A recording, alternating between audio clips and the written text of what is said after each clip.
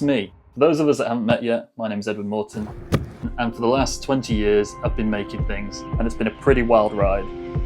I've had a whole load of fun. I've worked on films, documentaries, creative and branding projects, music, and a thread that runs through all these things is an obsession with human behaviour and storytelling. I know, not all this stuff is truly analog.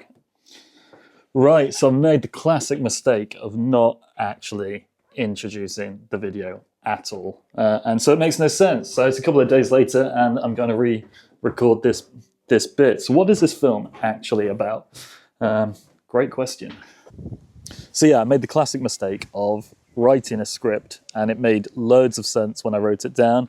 But as soon as I started speaking it and trying to put images to it, it makes no sense at all because it comes with loads of pre-required information that I did not give you. Let's take two on this.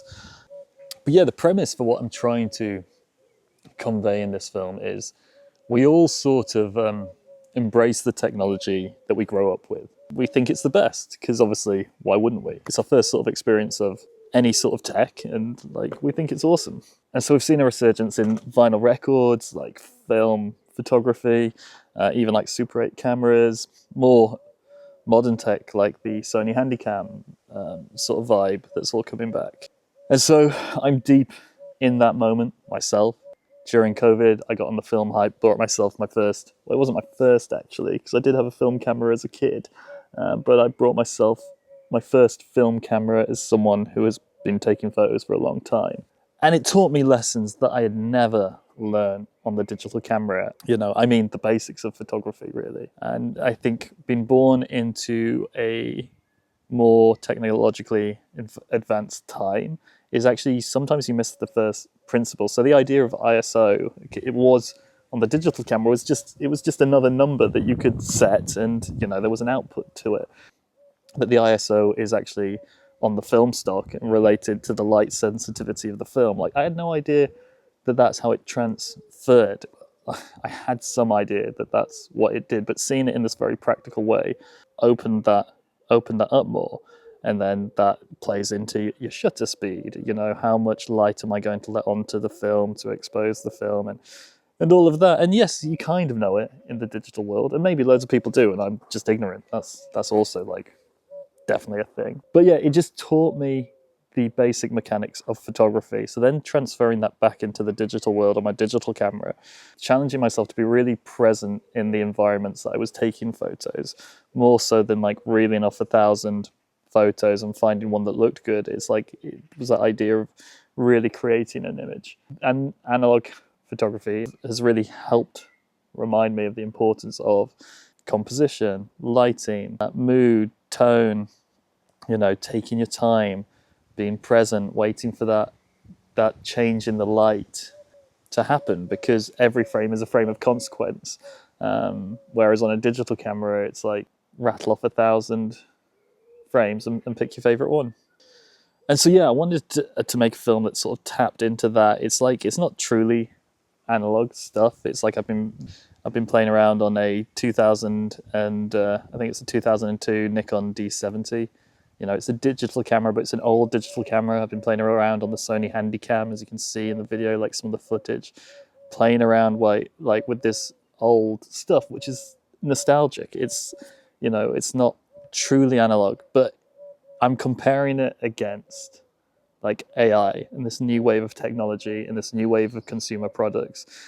And so a lot of people, the argument would be AI is just the next iteration of tech, you know, that our kids will grow up with, and it'll be normal and cool and exciting. When I entered into like the creative world, the creative industries, like Photoshop Creative Suite 1 had just come out or something. Every time that these advances happened, they were really helpful for like the consumer, but they often removed like workflow issues, but not the creative process. And so the challenge I think that AI brings is it removes the creative process as well as all. And that's what I was trying to get to in this script, is that it comes in and it's not only the tool, it's the ideation, it's the idea, it's the execution, it's the tool to do all the stuff, and then it's the output. And so it removes the creative experience. It removes the fun bit.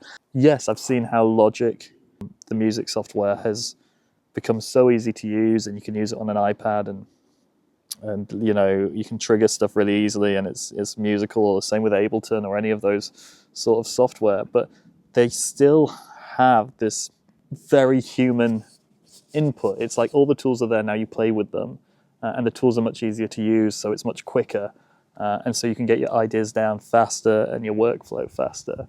Whereas growing up with AI, it kind of renders it's all pointless.